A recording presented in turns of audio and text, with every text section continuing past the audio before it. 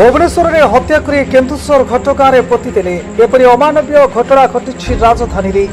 गत 6 तारिख में निखोज थिबा महिला कनेस्टेबल मृतदेह को उद्धार करिछि घटगाँ पुलिस। पुलिस कहवा मुताबक अभियुक्त दीपक राउत और शुभमित्रा साहू बह 2024 मसीह कोर्ट मैरेज होता।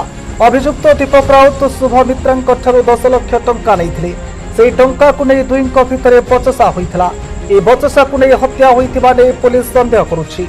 पुलिस कही कि शुभमित्रा नारे 1 कोटी टंकार इन्शुरांस रही से टंका को हड़प करने अभियुक्त स्वामी हत्या करे बोली पुलिस सन्देह करुछि।